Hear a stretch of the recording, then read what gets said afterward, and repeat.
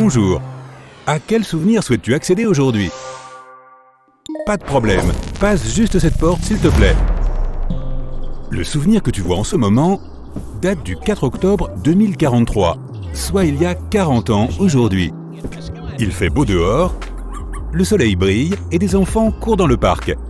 Tu peux entendre les aboiements des chiens qui jouent avec leur maître. Les feuilles des arbres ont commencé à tomber, jaunes, dorées et craquantes sous tes pieds. Tu regardes ta montre, il est 15 h. Ton rendez-vous devrait arriver d'une minute à l'autre. Quelques instants plus tard, tu entends le bruit de feuilles sèches piétiner derrière toi. Tu te retournes et elle est là, la femme de tes rêves. Mais tu ne le sais pas encore. Aujourd'hui, en 2083, elle est assise à côté de toi sur le canapé, regardant le même joli souvenir avec un sourire sur le visage dans la maison où vous vivez tous les deux depuis des années maintenant, juste vous deux et votre chien.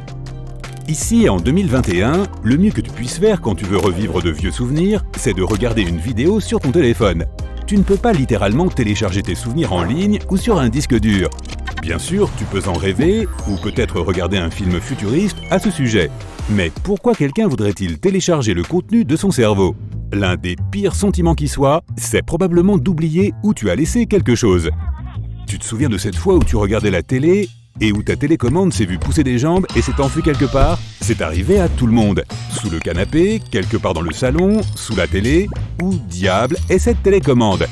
Voici ce qui se passe. Tu mets ton émission en pause parce que tu as faim, mais quand tu es sur le point de jeter la télécommande sur le canapé, elle t'échappe des mains et tu la pousses accidentellement du pied sous le canapé. Tu te dis « bon, je la ramasserai plus tard » et tu continues ta petite vie. Le frigo, le sandwich, miam.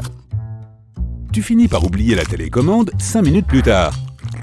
Quand tu reviens enfin dans le salon, tu ne trouves pas la télécommande. Il est temps de se mettre à quatre pattes et de commencer la mission de recherche tant redoutée. Si tu pouvais seulement télécharger tes souvenirs de leur passé sur ton ordinateur ou sur un cloud, tu saurais très vite où elle s'est enfuie. Mais que dirais-tu de faire un pas de plus et de pouvoir télécharger tes souvenirs et chaque information qui se trouve actuellement dans ton cerveau dans un format numérique? L'éternité semble être un long moment, et si ta conscience était téléchargée sur un appareil immortel, tu pourrais aussi devenir immortel. Les saisons passeraient sans fin et le monde changerait au point de devenir méconnaissable. Dans quelques milliers d'années, la réalité telle que nous la connaissons pourrait être totalement différente.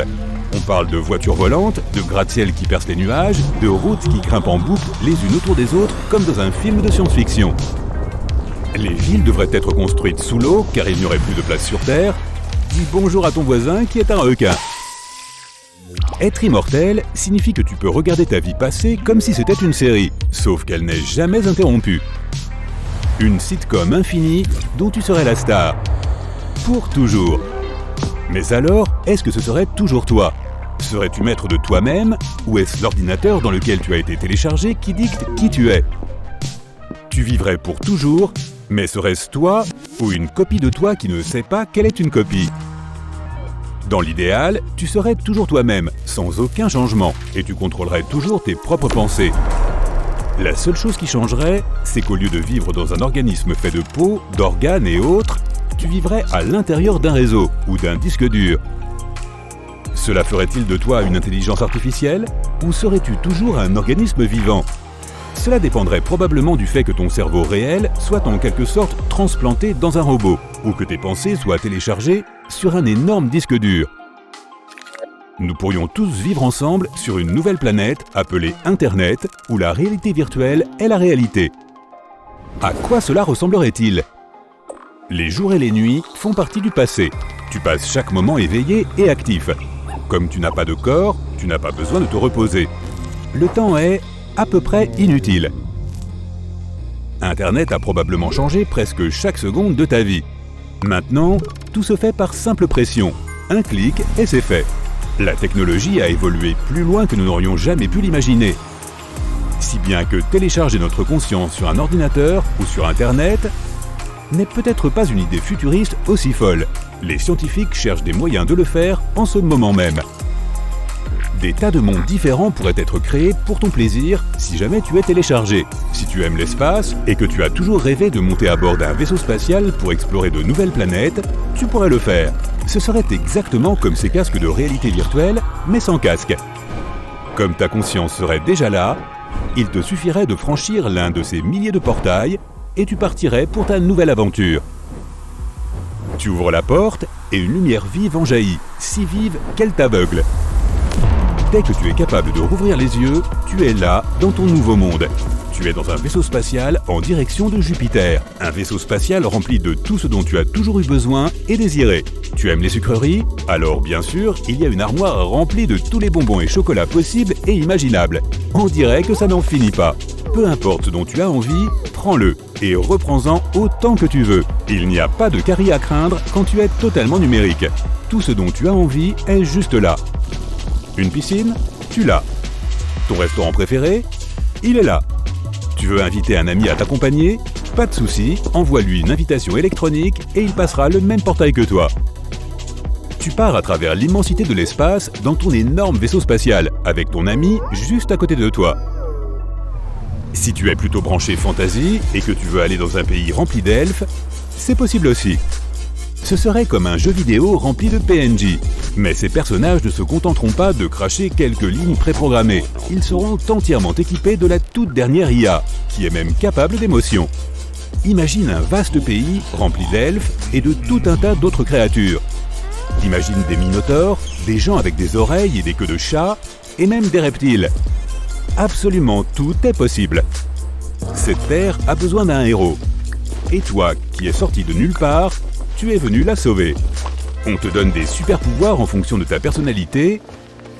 Si tu aimes nager dans ce monde, tu peux contrôler l'eau et créer des vagues à volonté pour pouvoir surfer où tu veux.